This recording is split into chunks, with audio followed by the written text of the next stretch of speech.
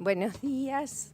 En el marco de la campaña mundial de la Internacional de la Educación que está llevando adelante en todos los países del mundo, tenemos hoy el placer de compartir, de tener en Uruguay y en nuestra casa, tenemos el placer de compartir este espacio con grandes compañeros y compañeras. Nos acompañan el secretario general de la Internacional de la Educación, David Edward. Está también acompañándonos el vicepresidente mundial para América Latina, Roberto Leão, que está acompañando también. Aquí a mi izquierda está la vicepresidenta de la Internacional de la Educación para América Latina, la compañera Fátima Silva. Está también con nosotras la compañera Yamile, compañera responsable de la Secretaría Internacional de CONADU Argentina. Está también el compañero presidente de la CNTE de Brasil, el compañero Heleno Araujo. Desde la Universidad Federal de Minas Gerais, la compañera Dalila Andrade, una delegación internacional acompañada también por compañeros afiliados a la Internacional de la Educación, tanto de la Federación Uruguaya de Magisterio, de la Federación de Profesores de Enseñanza Secundaria, la Asociación de Trabajadores de Enseñanza Secundaria, que ya tienen su solicitud de ingreso, afiliación a la Internacional de la Educación, en una campaña que nos une a todos, que no se inicia hoy, que ya lleva un largo proceso aquí en Uruguay y eventos de esta naturaleza que hemos llevado adelante ya en años anteriores. Hoy le vamos a dar la palabra a ellos, que vienen recorriendo varios países, monitoreando cuál es el avance de esta campaña y cómo se está llevando adelante en varios países. Le damos la bienvenida y también está el compañero Mandasen, secretario general de FENAPES, aquí en esta mesa. Adelante, compañero David. Gracias, Elvia. ¿Con este micrófono funciona? Este funciona. Con esta. Si querés. Ok. Hola. Buenas tardes. Primero me voy a pedir perdón por mi mal español. No es mi idioma materna, pero me voy a hacerlo todo lo posible. Pero si uso el término incorrecto, pido perdón. Puedo corregir después. Es un placer de estar aquí en Uruguay en esa nueva etapa de la campaña, bueno, no todavía post-pandemia, pero queremos que en un día en el futuro vamos a tener algo más normal que tenemos ahora. Esa campaña empezó en 2015, cuando los jefes de Estado, todos los gobiernos del mundo se pusieron de acuerdo con las metas de sostenibilidad y dijeron que el derecho a la educación es sin lucro, tiene que ser gratuita a todos los estudiantes del mundo. Pero en este momento no fue la verdad. En muchas partes del mundo habían tendencias de privatización y comercialización. Podemos tener un país como Haití, donde tiene 95% de escuelas privatizadas, pero también en otras partes del mundo. Nosotros, a través de la campaña, nosotros hicimos investigaciones en más de 24 países, mirando las tendencias. Les doy un par de ejemplos de que lo encontramos en esa. En las Filipinas encontramos que habían parlamentarios, dueños de cadenas escolares, pasando leyes para privatizar y pasar dinero público a sus escuelas. Nosotros encontramos lo mismo en Morocco. Nosotros encontramos que una compañía se llama Pearson, de hacer publicidad, publican materias educativas, también con el Banco Mundial y con el gobierno de Inglaterra, formaron un fondo especialmente para privatizar la educación en países en desarrollo. ¿Ya? En Liberia, lo que hicieron fue trabajar con una cadena de escuelas privadas para llevar gente no formada, docentes de 18 años que no fueron docentes, les dieron un tablet, un iPad, que tenía toda la materia para leer. La pagaron menos que la mitad del sueldo de un docente. Y bueno, básicamente toda esa margen que ganaron lo pasaron a los inversores de Pearson. Bueno, nosotros cuando mandamos investigadores para ver la situación allá en Uganda, donde también estaban funcionando esas cadenas, se llama Bridge, nuestro investigador fue agarrado por la policía y encarcelado por un par de semanas, porque había una relación entre el gobierno y Pearson y Bridge. Después se pidieron perdón, ¿no? Pero el Corte Supremo de Uganda no sabía que esas cadenas no tenían licencia de operar, porque estaban usando docentes no formados, currículum no del Estado. Entonces, de ahí empezamos a encontrar que eso no es solamente en Uganda, o en Liberia, o Nigeria, fue en la India, fue en muchos países alrededor del mundo. Y con nuestros miembros, con los miembros de la IE, fuimos analizando y haciendo la campaña para mostrar lo que estaba pasando. Acá en Uruguay, los compañeros hicieron una movilización muy fuerte, una investigación que está en la página web nuestra, sobre las tendencias acá en Uruguay.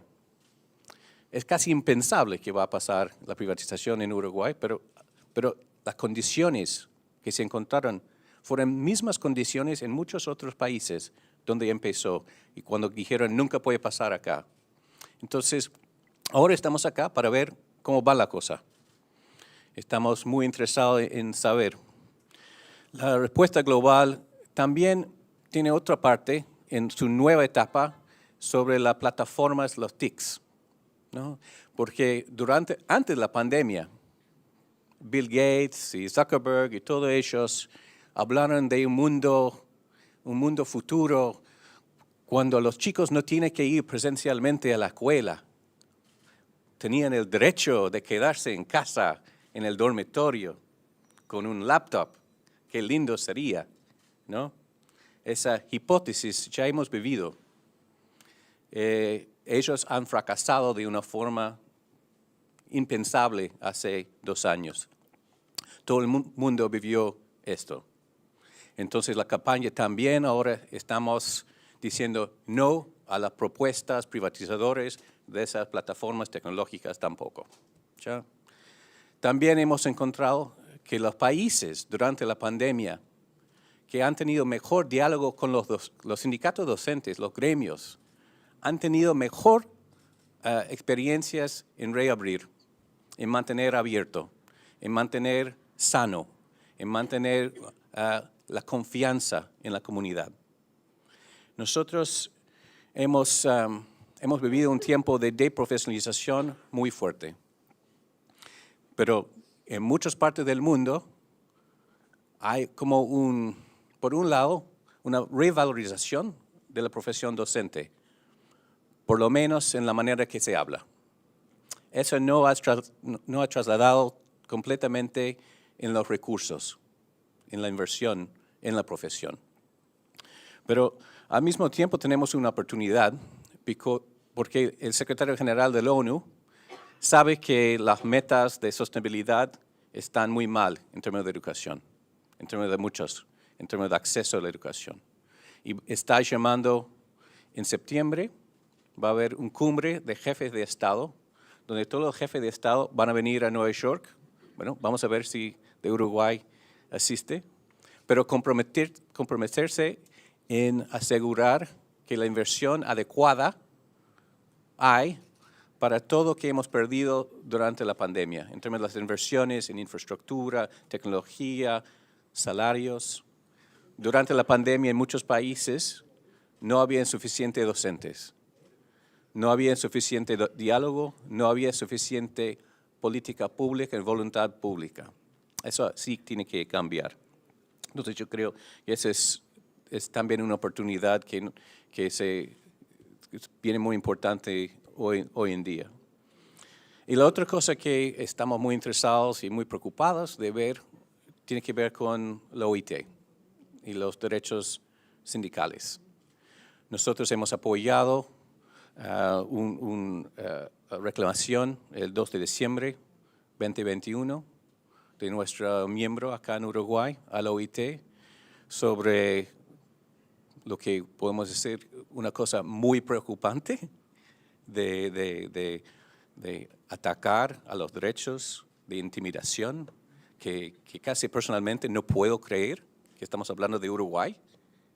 Como yo viajo, yo veo intimidación de dictaduras, de países terriblemente antidemocráticos, pero nunca esperaba leer lo que leí sobre el caso en Uruguay. Entonces nosotros, eso va al Comité de Libre Expresión este mes. Todavía yo hablé con el OIT antes de venir acá, no han recibido respuesta del gobierno uruguayo sobre la queja, sobre la reclamación.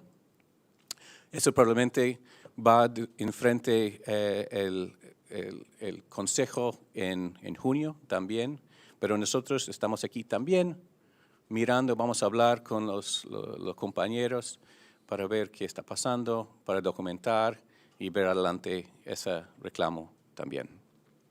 Así que es un momento duro, es un momento preocupante. Nosotros como la IE estamos en muchos países, pero hoy en día es felizmente en Uruguay para monitorear y ver qué está pasando y aprender y llevar todo eso a las organizaciones internacionales que tienen que saber para que podamos asegurar que los derechos a la educación pública de calidad sea realizada por todos los estudiantes y que los derechos sindicales sean respetados por todos los trabajadores y trabajadoras de educación. Muchas gracias. Muchas gracias, David. Le damos la palabra a Fátima. Adelante, compañera. Gracias. Buenas tardes, yo creo, por el horario, a todas las personas que están nos acompañando. Es un honor poder estar acá, en esta casa, acompañada por FENAPES, acompañada por FUNTEP y acompañado también para más una nueva afiliada que está llegando a la Internacional de Educación, ¿no? Y es un honor tener estas organizaciones adentro de la Internacional de la Educación, haciendo parte de la lucha en defensa de la educación pública en el mundo y en este país y en este continente. Pero tenemos que dar gracias, ¿no? Podermos volver en Uruguay, podermos volver a los pocos las presencialidades, cuando pasamos 2 años y medio casi sin podernos reencontrar y en cuanto internacional de la educación de no poder estarmos acá y ni siquiera hacer actividades presenciales. Y esta presencialidad, ela es de tonos emotivos, de renderse, gracias por estarmos acá, podendo viver este momento de un meio endémico, pero no de término de pandemia, mas también de seguir haciendo compromiso por tanto de los nuestros que se fueron y que no van a poder volver la presencialidad. Y es en nombre de ellos que vamos a reafirmar el compromiso de seguir haciendo las luchas en defensa de la escuela pública, en defensa de la soberanía de nuestros países y la defensa de los derechos de nuestros pueblos. También queremos neste momento hacer un fuerte recuerdo a nuestros alumnos y a nuestros estudiantes. Al volver la presencialidad, muchos de estos estudiantes y muchos de nuestros compañeros perdieron sus entes queridos. Entonces, este mundo que estamos viviendo no meio endémico y todavía ainda no pós-pandémico, exige otras posiciones, individuales, colectivas y de política de Estado. E a educação sempre é desafio, em todos os momentos. E estamos aqui em uma delegação formada por gente que, no caso de David, que é de Bruxelas, que é nosso secretário-geral. Tivemos um problema com alguns companheiros que se quedaram em Argentina, mas estão a caminho, não por os trâmites de PCR, por os trâmites aduaneiros e tal, não de Costa Rica, o companheiro Converte, que logo vai se juntar também. Ah, já está, olha, que bem, já estão acá, não? Ai, que bem, porque estamos muito pesarosos que se quedaram, não? A gente allá em Uruguai. Também nos acompanha a companheira Rebecca Logan, que é a pessoa encargada de comunicações da Internacional de la Educação. Vai estar acá documentando tudo o que vamos passar por esses 2 dias e passando para todo o mundo, para os demais continentes, do que estamos passando neste país e o que estamos também passando pouco em América Latina. Nos acompanham os companheiros de Argentina, de Educação Superior Jamile, e também o companheiro Eduardo Pereira, que já está adentrando acá o recinto. E de Brasil, tenho o honor de estar acompanhado por 3 companheiros mais, Roberto Leão, Heleno Araújo, que é da CNTE de Brasil, que é a Confederação de Trabalhadores de Educação, e Dalila Oliveira, que é da Universidade Federal de Minas Gerais. Por que venimos todos acá? Porque temos um grande carinho, um grande apreço e admiramos muito a política toda educativa de Uruguai e também as organizações de Uruguai, de los trabalhadores de la educação. E a todo momento que nós temos oportunidade de conhecer e de saber o que passa acá, vamos estar presentes enquanto Internacional de Educação e também enquanto, Elvia, enquanto pessoas que temos laços de solidariedades e de muitas construções, não de agora, mas de muito tempo de nossas vidas e de nossas lutas. Bem, vivemos um tempo ímpar, sem igual em la história da humanidade, onde todo está dividido antes da pandemia de 2020 e pós-pandemia e em situação de endemia.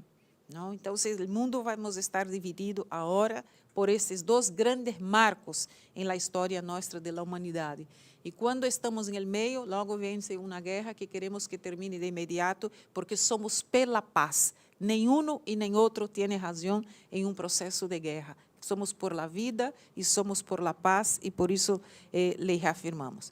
Neste período todo de pandemia, tivemos um processo educativo de emergência em todo o continente de América Latina. E este processo mostrou cada vez mais as disparidades que temos no continente em relação ao acesso los equipamentos, en el acceso, las comunicaciones, el acceso a la internet. Tuvimos también en el continente el más tiempo de las escuelas y de las universidades cerradas en el mundo. Este fue el continente, América Latina, que más tiempo cerró sus escuelas y más tiempo cerró sus universidades. Hasta hoy, muitas universidades não voltaram a funcionar, incluso em meu país, que sou de Brasil, e outros países mais. Não? E tivemos também no continente o maior número de deserção escolar, ou seja, de estudantes que não lograram chegar ao processo de educação de emergência virtual, que com grande esforço foi estabelecido por parte dos educadores. Dalila Andrade, que está acá, coordenou um estudo de 13 países de América Latina, incluso acá de Uruguai, que mostrou muito bem toda a situação desta educação neste período. O esforço sobre-humano de los estudiantes, de los padres de família que queriam manter o vínculo escolar, pero também de los educadores que se agotaram, hicieron de todo para aprender de las plataformas virtuales, del dia para la noche. Quem nunca tinha nenhum treinamento, nenhuma formação para trabalhar com a virtualidade, del dia para a noite, chegou a virtualidade de plataformas que tinha que trabalhar.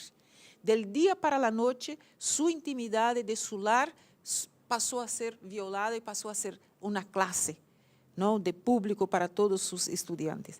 E a angústia que tinham os educadores quando tinha 300, 400 estudantes, e solamente 50 podia ser conectividades.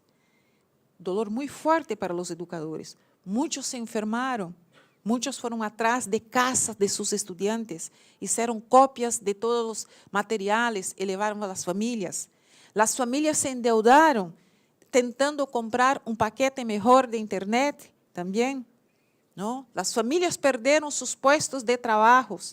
Os maestros, os professores também tiveram que comprar equipamentos, aparatos, aumentar sua internet, endeudaram-se também para tentar fazer este processo de educação de emergência. Também, se nosso continente mais tempo cerrou as escolas e as universidades, também tivemos casos extremos de como foi tratado a pandemia, como o caso, por exemplo, de meu país, de Brasil. Brasil é um exemplo de como nada deve ser feito em função da pandemia e um montão de políticas públicas puestas. Pero, agora, neste processo que estamos, os desafios de políticas públicas para o Estado de oferta à gente são muito mais grandes. Desafios de políticas públicas de assistência social, que tem que ser integrado, nos desafios de política de saúde, que tem que ser pública, e os desafios de políticas educacionais, que tem que ser articulada entre si. Não vamos arreglar os problemas educativos se não arreglarmos os problemas de saúde que a pandemia e que a endemia exige, e os problemas também de políticas públicas sociais, de inclusão social, com o desemprego, com a hambre, enfim, com todos os problemas que advindo da pandemia, que só não foi a pandemia, só se agravou, porque já estamos em um processo muito grande de restrições econômicas, toda em nossa região e em todos os países nosso de América Latina. Então, se recuperar este processo pós-pandêmica de educacional, primeiro é dizer, o presencial jamais substitui o virtual. Os professores, os maestros, os estudantes necessitam de um espaço de convivência e de saberes presenciais. E todos têm sua função muito importante e insubstituíveis. E aqueles que utilizaram os grandes negócios com as plataformas virtuais, porque a privatização deste processo se aprofundizou com os negócios, com as plataformas virtuais, com os governos nossos. Em caso de Brasil, através de los governos descentralizados, através do governo nacional, e nos outros países com governos unitários, também este processo se aprofundizou de grandes negócios de privatização através das plataformas virtuais. Então, este processo está posto.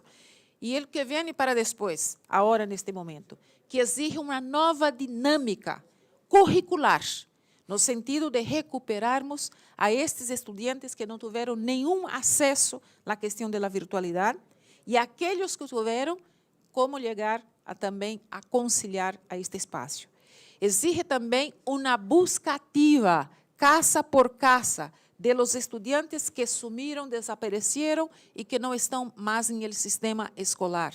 E também necessitamos uma retomada dessa presencialidade com segurança em todos os níveis, desde primeira infância, guarderias, ensinança média, secundária e até a universidade. Pero isto com todas as normas de segurança e com as normas sanitárias exigidas.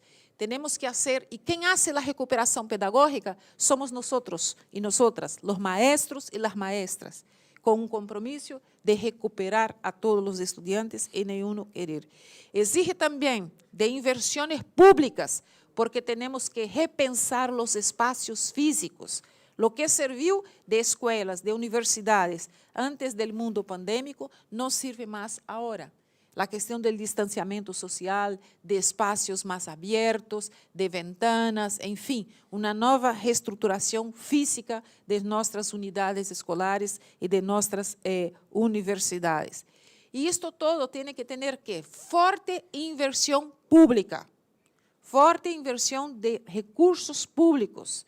E esta cumbre que David acá habla é neste sentido, de la ONU buscar os governos e mostrar a necessidade que os incrementos que teníamos financeiros em los países, até antes pandemia, já eram pouco, pero pós-pandemias são insuficientes.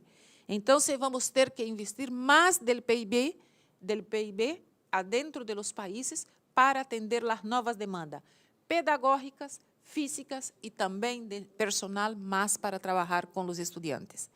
Neste mundo não cabe políticas que sejam puestas de saúde, de educação e de assistência social para o setor privado. Estamos acá e seguimos, não é de agora, é de sempre, é o princípio nosso enquanto internacional de la educação e de todas as afiliadas à internacional de la educação. Defensa de la educação pública, socialmente referenciada, hecha por nuestra gente, donde quer que sea, en los rincones, en las ciudades pequeñas, las ciudades grandes, las comunidades indígenas donde hay, las comunidades negras en los países donde hay. Una educación para su gente, para su pueblo. Es esta la defensa de la educación pública y es esta la defensa que hace las organizaciones de acá de Uruguay que están adentro de la Internacional de la Educación y también entendemos que es esta la defensa del pueblo de este país. Muchas gracias. Muchas gracias, Fátima. Sin dudas, ver la situación de cada uno de los países es muy importante. Ver cuál es la situación actual que está viviendo la educación pública de nuestro país es imprescindible, pero también, y es más que imprescindible, ampliar la mirada y llevar a un horizonte mucho más amplio que nos están acercando los compañeros, qué es lo que está pasando en otros países con pandemia, pero también sin pandemia, donde claramente es muy necesaria una inversión en educación pública que de alguna manera dé cuenta de las necesidades de nuestros niños, de nuestras niñas, de la educación a lo largo de toda la vida. El compromiso desde las organizaciones uruguayas afiliadas a la Internacional de la Educación en defensa de la educación pública ha estado y seguirá estando intacta en todos los momentos y en todos los lugares. Le agradecemos a las compañeras o compañeros, o si hay alguna pregunta también a los medios de prensa, alguna pregunta que quieran formularles o formularnos. Si no, Emiliano, ¿querés hacer uso de la palabra? Buenas tardes a todas y a todos. Lo primero, hacer nuestras las palabras de los compañeros de la mesa. Nosotros creemos que en el actual contexto la visita de los principales referentes regionales e internacionales de la Internacional de la Educación es fundamental. El momento político que vive el Uruguay es un momento de alta complejidad, producto de un gobierno que está aplicando un ajuste feroz sobre los sectores más populares. Ese ajuste tiene dos pilares fundamentales. El primer pilar es un pilar de restricción de derechos que está directamente vinculado a la ley de urgente consideración, que está en la etapa final de campaña. Y el segundo es un ajuste presupuestal también de las mismas características, patas de un ajuste neoliberal que sintetiza en una acción política que la podríamos caracterizar como conservadora, como reaccionaria y con algunos tintes bastante preocupantes de neofascismo. En ese marco, la presencia de los compañeros acá es un fuerte respaldo a nuestras organizaciones, a la campaña mundial de privatización y mercantilización.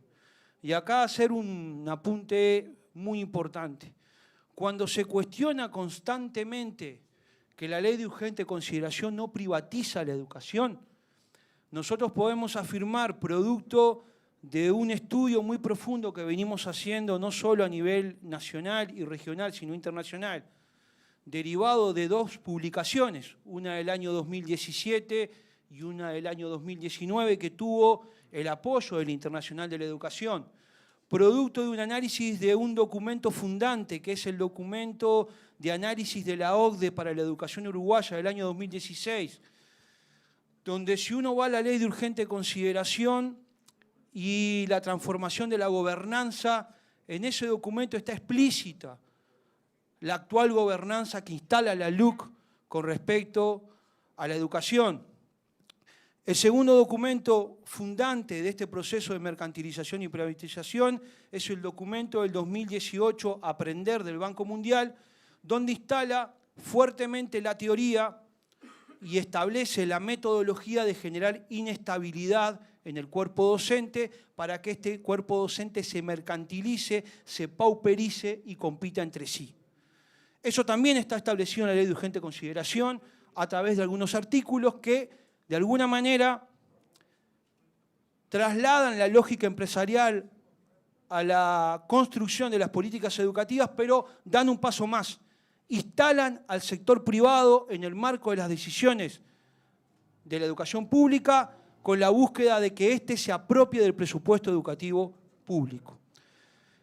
Entonces, creemos que la presencia de los compañeros acá da un respaldo fundamental y un envión al campo popular para que en los próximos días todos los educadores del país, cada uno de nosotros salga a las calles a explicarle a la población que la LUC afecta directamente la educación pública, en el orden presupuestal y en el orden de la construcción de la política educativa. Entonces, el llamado es a todas y a todos, en cada rincón del país, a salir a hablar casa por casa sobre este tema, porque la LUC es un elemento fundamental para derrotar esta política. Tenemos que derrotar la LUC porque derrotar la LUC es derrotar en parte la reforma educativa que se está instalando en este país. Por último, los compañeros conocen muy bien todo este proceso porque este proceso sigue un patrón americano e internacional en el manejo y en el desprestigio hacia los sectores de nuestros trabajadores de la educación. Entonces, no nos puede sorprender. Y acá lo principal es saludar la solidaridad de la Internacional de la Educación, que ha estado de nuestro lado en momentos muy complejos donde la persecución hacia los trabajadores es más dura que nunca, pero nos encontrará unidos y fuertes para sacar todo este proceso adelante y para pelear por una educación popular que genere igualdad y que genere procesos de hegemonía que le permitan a cada uno de los ciudadanos de nuestros países ser protagonistas de un proceso histórico que lleve a cambios profundos. Agradecerles mucho la presencia y bueno, que esta visita sirva para que todos podamos sacar esto adelante.